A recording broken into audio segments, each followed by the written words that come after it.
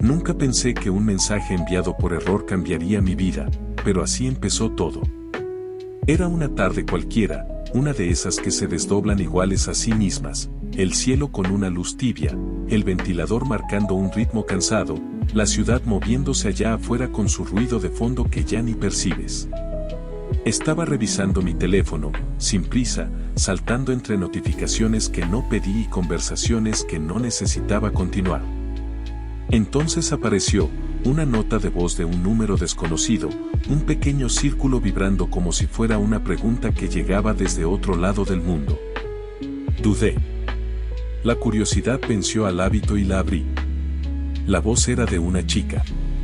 Se disculpaba por haber llegado tarde y decía que esperaba que yo todavía creyera en ella. No entendía nada.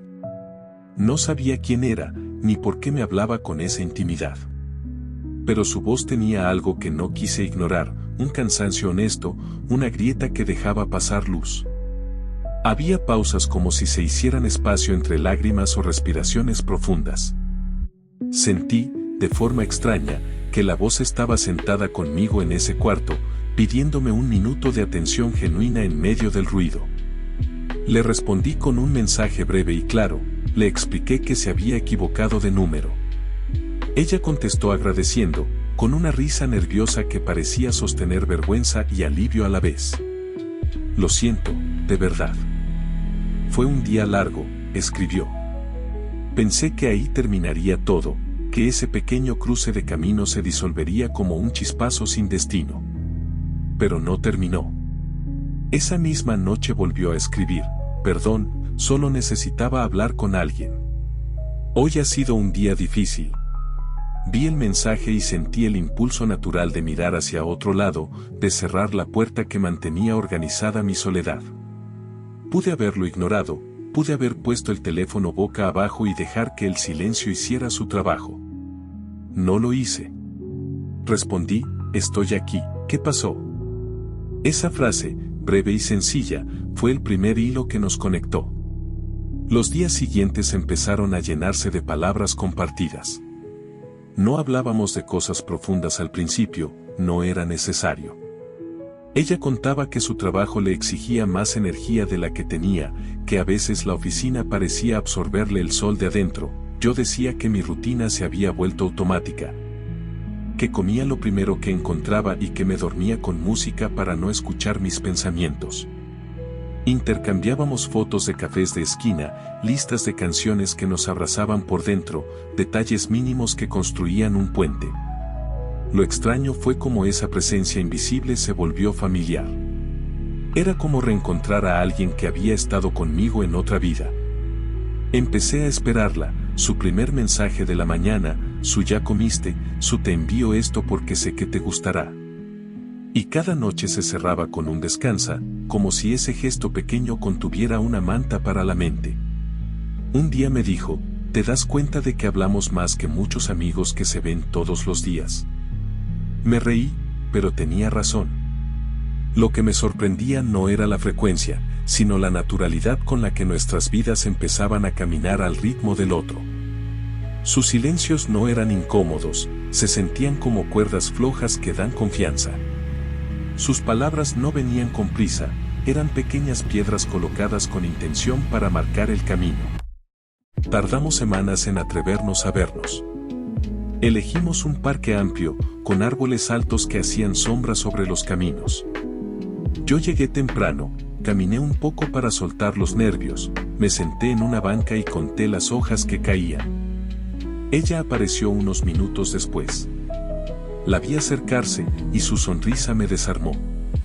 No era una sonrisa perfecta, se asomaba con cautela, como pidiendo permiso para existir. Cuando estuvo frente a mí, respiró como si soltara una expectativa y dijo, no sé cómo pasó, pero siento que ya te conozco. Caminamos por horas. El parque tenía ese rumor de domingos, niños corriendo, parejas que se detienen a mirar el cielo, bicicletas que cruzan como flechas suaves.